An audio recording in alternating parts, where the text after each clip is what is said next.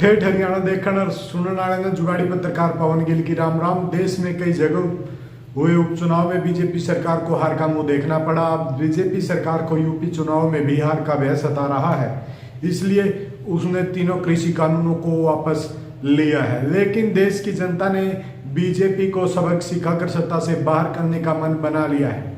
यह कहना है इनेलो सुप्रीमो चौधरी ओम प्रकाश चौटाला का।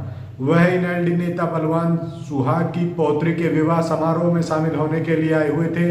पत्रकारों से बातचीत करते हुए इनेल्डी सुप्रीमो ओम प्रकाश चौटाला ने कहा कि हरियाणा में मनोहर लाल खट्टर के नेतृत्व वाली सरकार द्वारा योग्यता, पारदर्शिता बरतने और खर्ची पर्ची नहीं होने के दावे नाकाम हो गए हैं।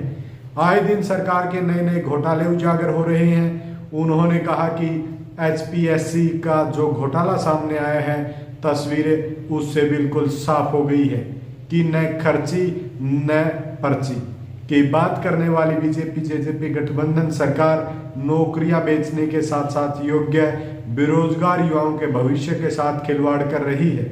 ओम प्रकाश चौटाला ने बीजेपी पर निशाना साधते हुए आरोप लगाया कि सरकार जब एक घोटाले को छिपाने की कोशिश करती है तो दूसरा सामने आ जाता है।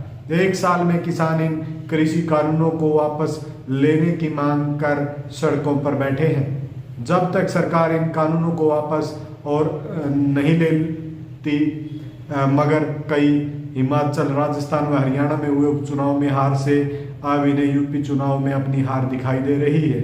700 किसानों को शहीद का दर्जा देने की मांग इनेल्डी सुप्रीमो ओम प्रकाश चौटाला ने केंद्र सरकार द्वारा संसद में 3 कृषि कानूनों के वापस लेने के साथ ही किसान आंदोलन में शहीद हुए 700 किसानों को शहीद का दर्जा देने की मांग की है।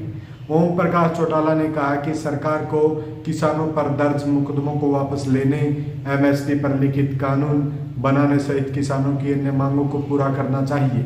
ओम प्रकाश चौटाला ने कहा कि जनता अब भाजपा का असली चेहरा पहचान चुकी है। इस मौके पर इनेलो के प्रदेशाध्यक्ष नभे सिंह राठी, मोहित चतर सिंह, राजवीर परनाला आदि मौजूद रहे। आपको हमारी रिपोर्ट कैसी लगी? लाइक, शेयर, कमेंट और चैनल को सब्सक्राइब करने के साथ साथ बेल आइकन जरूर